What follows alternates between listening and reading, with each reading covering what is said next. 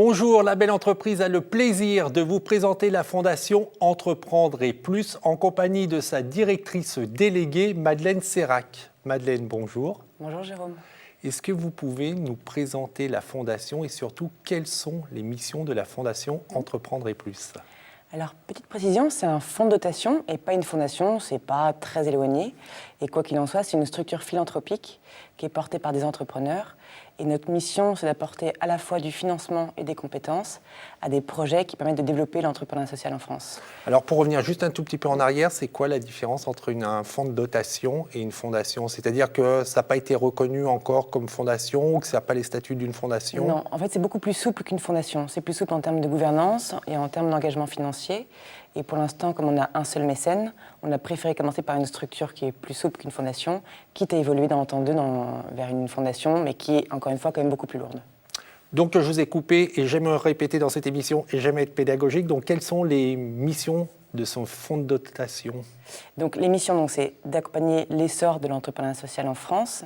Et concrètement, on va nous intervenir à toutes les étapes de création d'entreprises à fort impact social, que ce soit le stade de la sensibilisation, le stade de l'inspiration, le stade de vraiment de la mise en action, de la création, du financement et du changement d'échelle.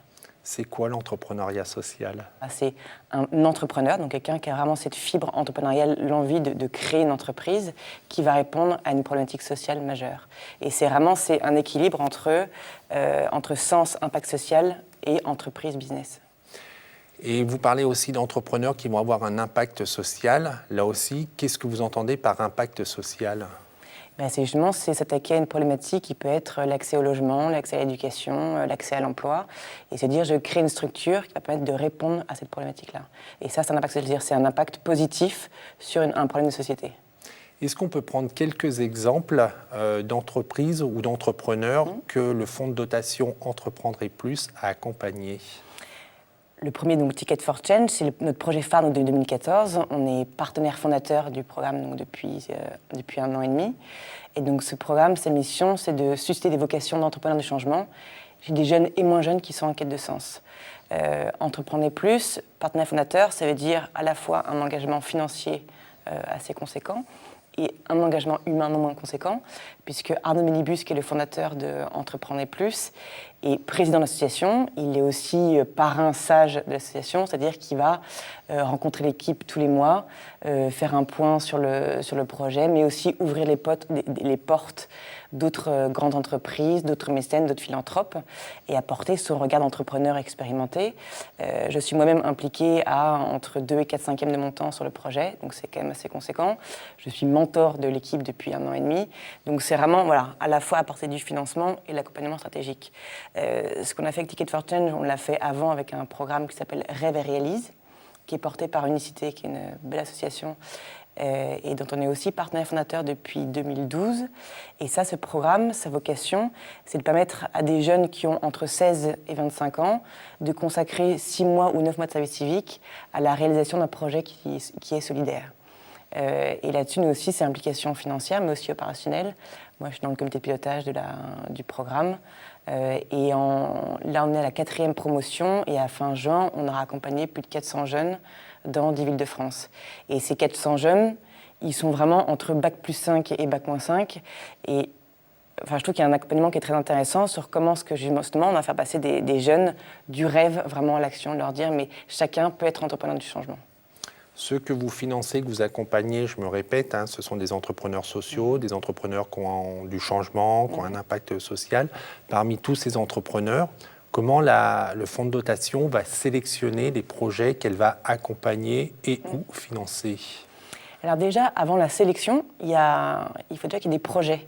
Il y a une phase d'identification qui est aussi hyper clé et hyper importante et qui est un des gros enjeux de notre secteur. C'est-à-dire qu'il y a de plus en plus de financements qui arrivent, de plus en plus de mécènes, d'impact investors, on pourra revenir dessus après. Et c'est vrai que le nombre de projets qui arrivent à concilier justement un fort impact et un modèle économique ou une pérennité, il y en a quand même relativement peu. Donc moi, en amont, avant même la sélection, il y a un gros travail de défrichage, de rencontrer la tête de réseau, d'aller justement dans les conférences, de lire un peu tous les médias pour voir qui sont les entrepreneurs qui sont en train d'émerger, quelles sont les problématiques sociales aussi qui se développent de plus en plus, quelles sont les réponses qu'on y apporte.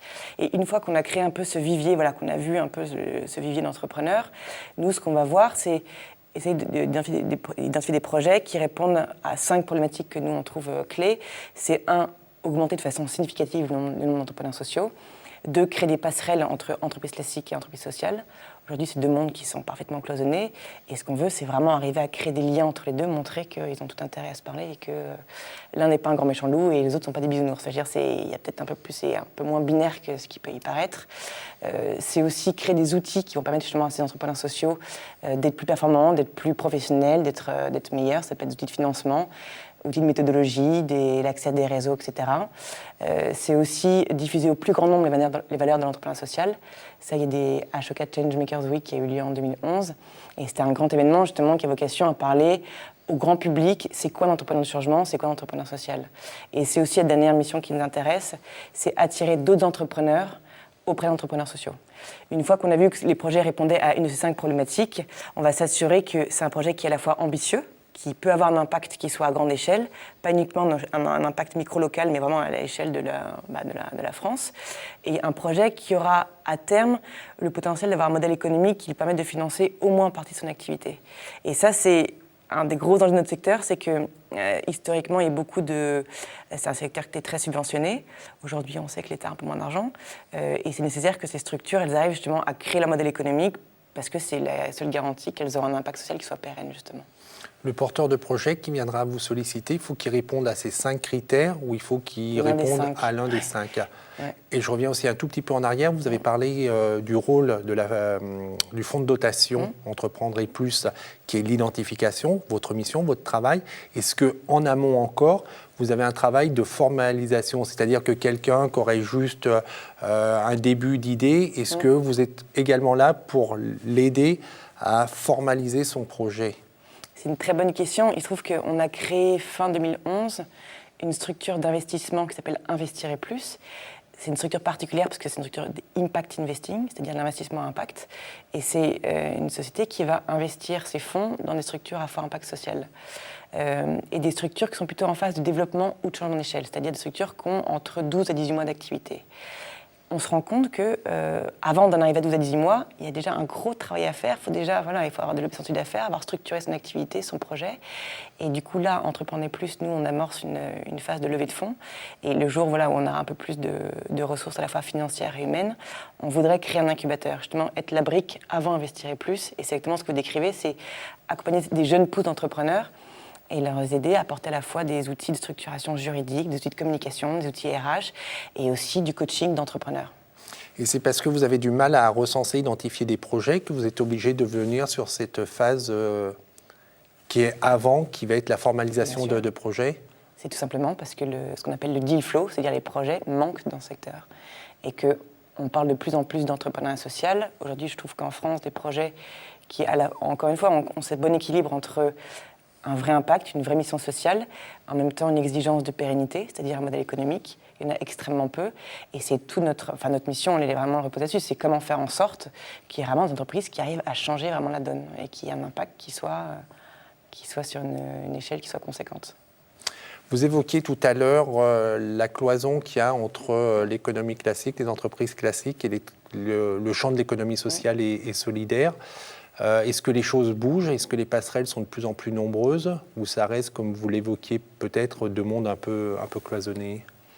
Ça bouge, notamment, on voit toute cette nouvelle génération d'entrepreneurs sociaux qui sortent d'écoles de commerce. Alors, il n'y a pas que, mais il y a aussi eux. Et effectivement, je pense que des gens dont l'entreprise, c'est quelque chose qui est très naturel.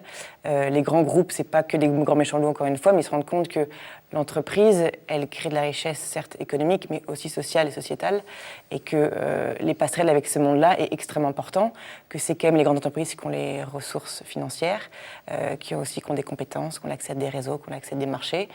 Et je crois que cette cloison, elle bouge parce que d'entrepreneurs sociaux, nouvelle génération, entre guillemets, sont aussi plus demandeurs et plus affûtés sur ces thématiques-là. Et aussi parce que les grands groupes, la quête de sens touche aussi ces grands groupes et ils se disent mais comment adresser cette quête de sens, comment aussi trouver des nouvelles cibles, comment trouver des nouveaux clients. Et du coup, les passerelles se font beaucoup plus naturellement, je trouve, entre les grands groupes et les petites structures de l'entrepreneuriat social.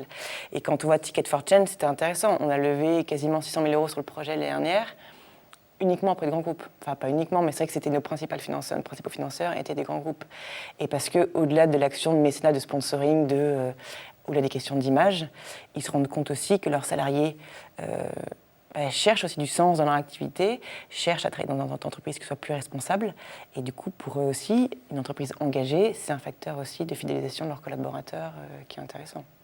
Comment est né ce fonds de dotation ?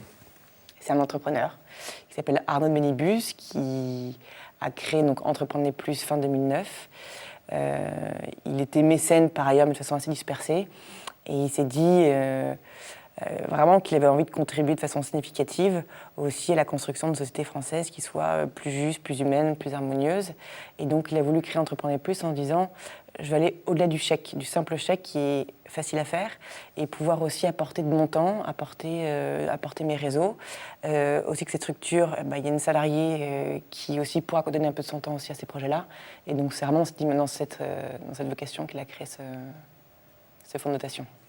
Au-delà de l'action de ce fonds de dotation et puis du fonds d'investissement, Investirez Plus, qu'est-ce qu'on peut faire ? Quels sont les outils, à votre avis, à mettre en place pour développer l'entrepreneuriat social ?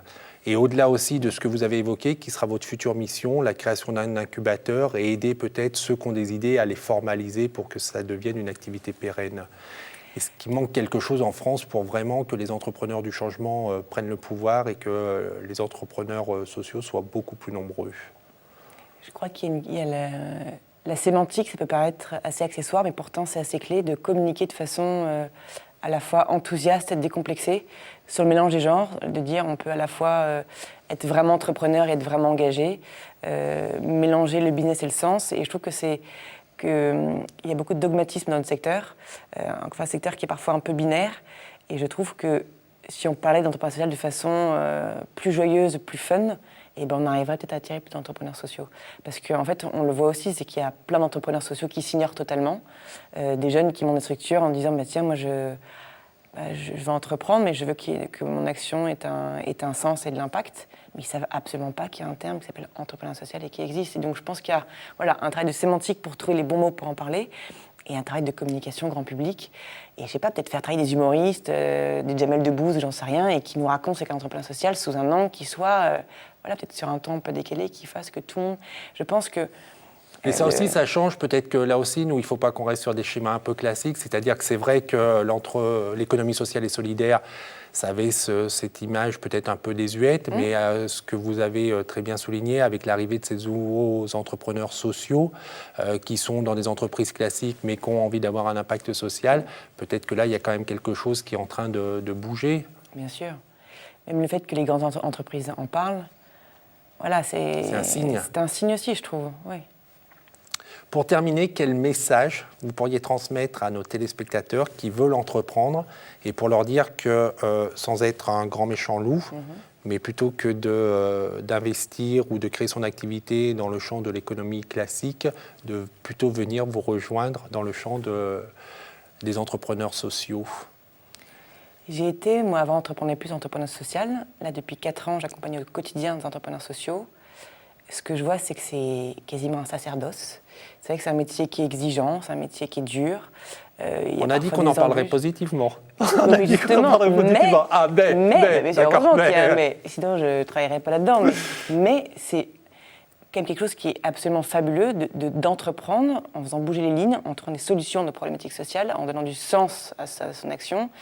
Et ce que je vois quand même, c'est que c'est à la fois un secteur et un métier qui apporte énormément d'espoir, de joie et d'enthousiasme. Et je sais pas, je pense que vous les voyez tous les jours, ces entrepreneurs sociaux, ils filent la pêche, quoi. Je veux dire, c'est clair. Ouais, plein d'enthousiasme et puis effectivement, ils donnent un sens, un véritable sens à leur action et c'est effectivement ce qu'on recherche actuellement.